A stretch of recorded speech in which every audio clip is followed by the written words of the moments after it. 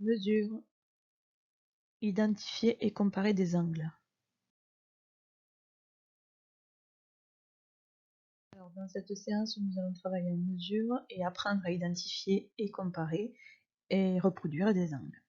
Donc à la fin, vous connaîtrez tous les angles et ensuite ce travail se poursuivra au collège avec l'utilisation du rapporteur.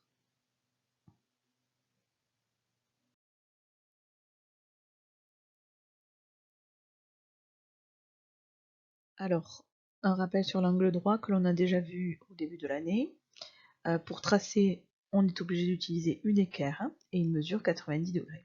Donc un petit rappel aussi, un angle est formé par deux droites ou deux segments qui se croisent.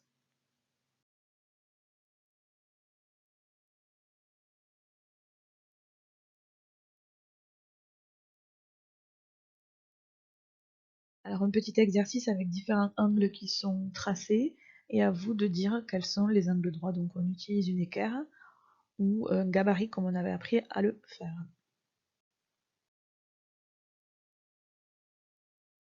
Si on met l'équerre, on peut voir que cet angle est droit, celui-ci aussi et celui-ci aussi. L'équerre épouse parfaitement les côtés des segments qui forment l'angle.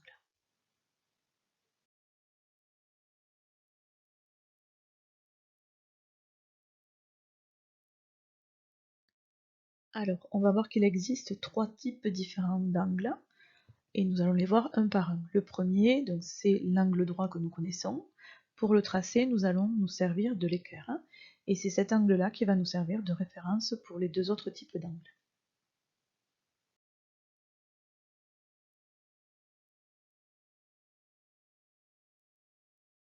Alors, pour différencier les deux autres types d'angles, on va prendre comme référence l'angle droit.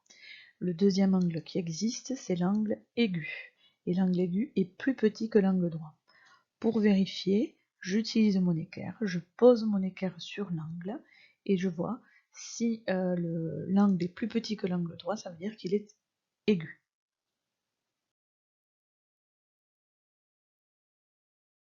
Donc le dernier type d'angle, c'est l'angle obtus et celui-ci sera plus grand que l'angle droit. Donc pour vérifier, je pose mon équerre et je vérifie que l'angle est plus grand que celui de mon équerre et donc c'est un angle obtus.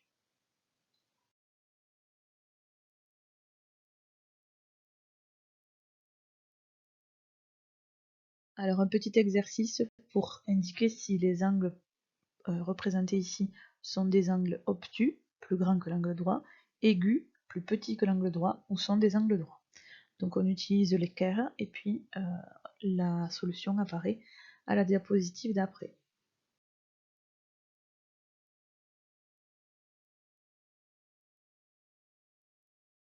Si je pose mon équerre sur l'angle A, on voit qu'elle épouse parfaitement les deux côtés, donc c'est un angle droit.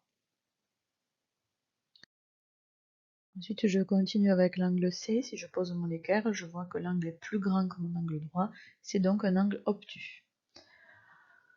Pour le F, je pose l'équerre, on voit que ça épouse parfaitement l'équerre, donc c'est un angle droit.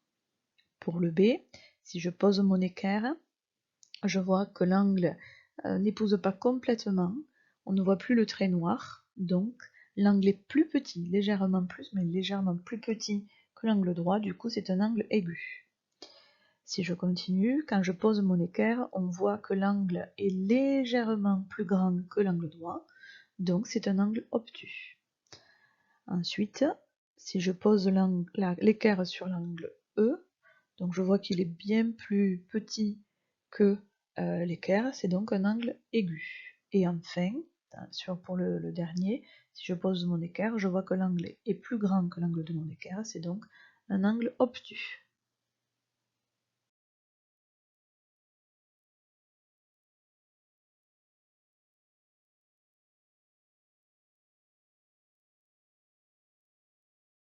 Alors nous en CM1, on va apprendre à reproduire un angle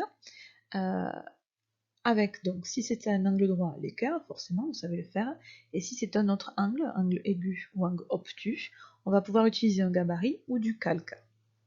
Donc, je vais tracer mon angle, je vais ensuite poser du papier calque, utiliser un crayon à papier et une règle pour repasser sur les segments qui forment mon angle.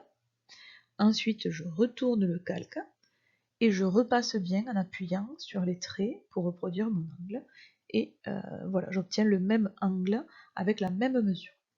Au collège, vous verrez plus tard qu'on utilisera un rapporteur pour construire les angles.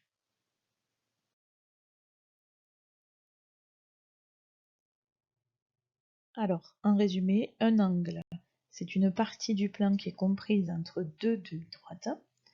On a vu qu'il existait trois types d'angles, donc l'angle droit que l'on connaissait déjà, et aujourd'hui on a vu l'angle aigu, qui lui est plus petit que l'angle droit, et l'angle obtus, qui est plus grand que l'angle droit. Et pour vérifier si l'angle est aigu ou obtus, on utilise l'équerre.